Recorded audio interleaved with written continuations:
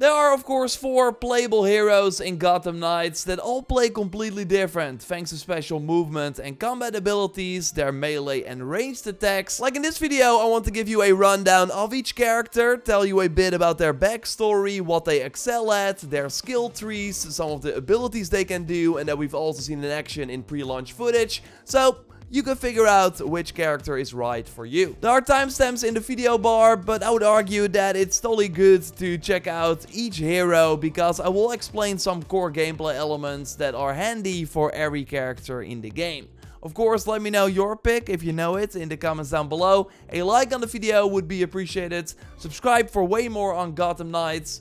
And let's go. At the start of the game, you have to pick the character that you want to do the opening mission with, but after that you can always switch to a different hero at your home base, the Belfry, by walking up to their suit. So you can play all the content in the game with one character, but also switch to the other ones at any time in between missions. Skill points and levels are shared, so you can immediately spend the points you've already earned on other characters without having to grind levels on your new hero first, which is great. We should be able to unlock most of the skills after completing the game, but not all of them. So our choice is still important, and you will see why, because the skills are really impactful. Let's start with Nightwing, Batman's first protege, so the first person to take up the mantle of Robin. He comes from a family of circus performers, which we also see in his acrobatic moves. Like one of his signature abilities is being able to jump to a target from long range to close the distance, and with the Raptor skill tree you can enhance this move even more by, for example, adding multiple jumps to it,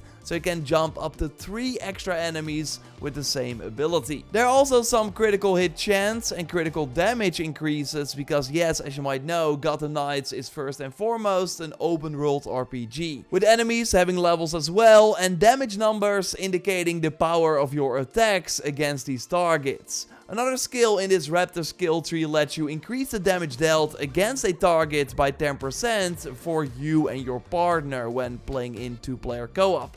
Overall, Nightwing has a ton of these co-op focused skills, but more on that in a second. I first want to go over his second skill tree, Acrobat, which is all about the momentum bar, which you find in the bottom right corner of the screen. This bar is split into segments, and one segment is needed for most of the momentum abilities, while others require a bit more. So next to the leap, he also has this elemental trill, which deals regular and status effect damage to enemies, or you have this dart, which you can shoot and it deals more damage the closer you are to the target. So going back to the Acrobat skill tree, you can namely unlock an extra momentum bar, so segments, so you can save up and spam more of these abilities versus the other heroes. It can also build up momentum for these abilities faster. Normally you get it from landing nice hits and dodging at the right time, but with one Nightwing skill, you can not only increase the gain of momentum in general, but also get it by simply evading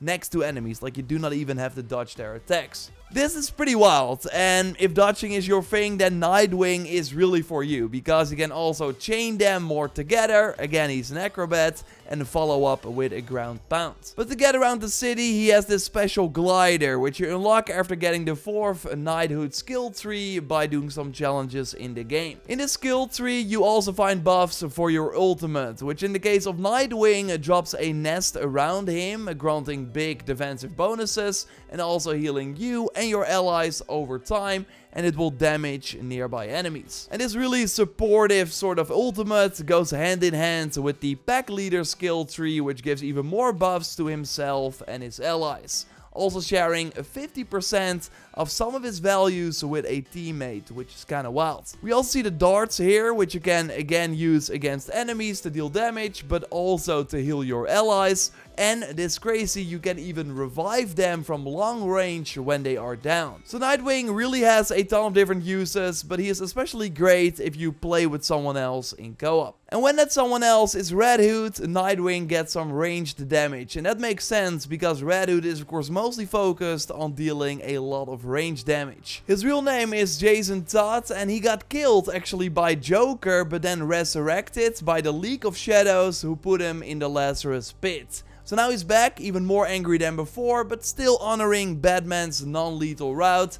so all his ammo will just make the enemies unconscious. Now this doesn't mean that he will go easy on them, like Red Hood has some of the most awesome and painful finishing moves in the game, so he can be a brutal fighter, but of course also enhance his ranged playstyle with the marksman skill tree by improving the over shoulder aim and increasing the overall crit chance and damage of these ranged attacks. Now again, if you prefer to take enemies out from close range, then the brawler skill tree is an option, and this is all about the grab move every hero has, but that can be improved with Red Hood. So with one skill he can already grab the enemy at 50% health or less, while normally you need to deal more damage to a target before you can grab them, and Red Hood can also use it against the larger enemies. And as you might know, these have a ton of health, so being able to interrupt them, hold them in one place, and then follow up with a powerful takedown might speed up the combat encounters a lot. In this brawler skill tree, you can also unlock the human bomb, which lets you attach a bomb to an enemy and then throw them to other targets, after which you can detonate it,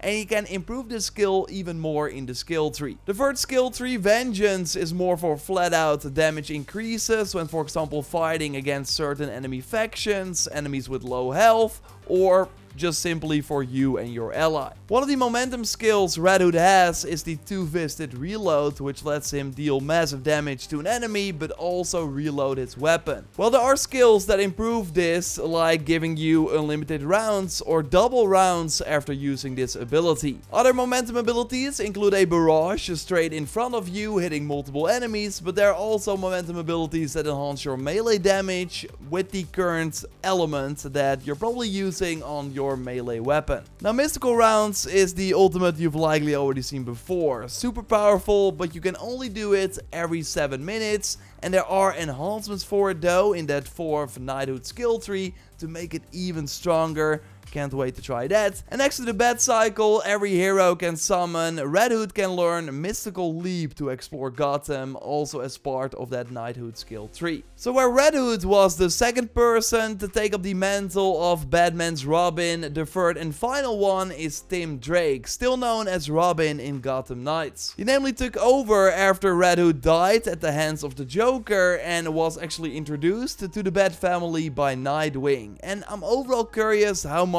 of the background of each character will be explored in this game, because from the pre-launch footage we've seen so far, it just seems to focus on them mourning Batman's death and trying to step into his shoes with little else. You've likely seen Robin's decoy in action a couple of times already. Well, you can obviously enhance it, and this happens in the Slugger skill tree by having the explosion deal elemental damage, for example, but it can also leave behind a residue or puddle that deals elemental damage to enemies that walk into it. There's also a skill that lets Robin deal 20% more damage when attacking enemies from behind, which is pretty huge because, yes, he's overall the stealth character of the bunch, which we really see in the Shadow skill tree. Like here, Robin can become harder to notice, or make less noise, or do a special takedown from the familiar vantage point, which can also drop a mine to lure in enemies. Also nice is that he's the only character in the game that can stealth kill a larger target, which should be pretty insane, as again, these tend to have a lot of health, so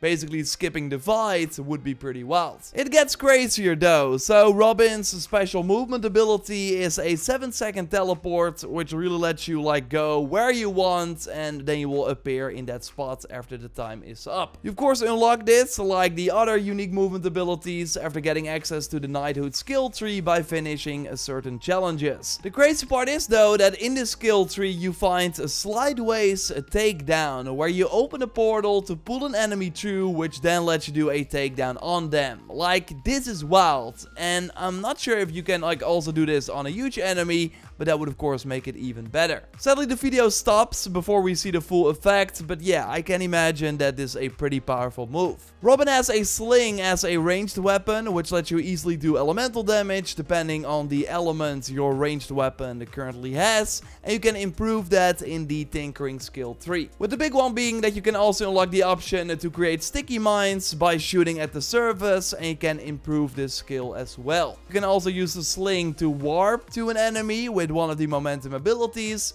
We have the bow staff spin, which like interrupts enemies, looks pretty powerful. And with his ultimate, you unleash a swarm of microbots that lash onto nearby enemies and deal fire damage. So even if you're not really into stealth, I think Robin can still get the job done. Although for 1v1 melee fights, Batgirl is totally the best pick. Her name is of course Barbara Gordon, and she's the daughter of Jim Gordon, who just like Batman is dead in Gotham Knights. As you might know, she was paralyzed by the Joker, so decided to focus on creating a computer system to accumulate knowledge. And now after years of surgery and rehabilitation, she's back to fight crime again, while still being very tech savvy, and we see that in her skill tree as well. But first, let's look at the 1v1 Justice playstyle. One of the Batgirl momentum abilities is Beat Down, which just lets you go crazy on one enemy, do many hits. And with skills in the first skill tree, you can make this uninterruptible and also give you more armor, and you can pierce through enemies' armor with this ability. There are also a lot of passive increases for regular melee combat, but Batgirl can also be a flat-out tank with the Grid tree.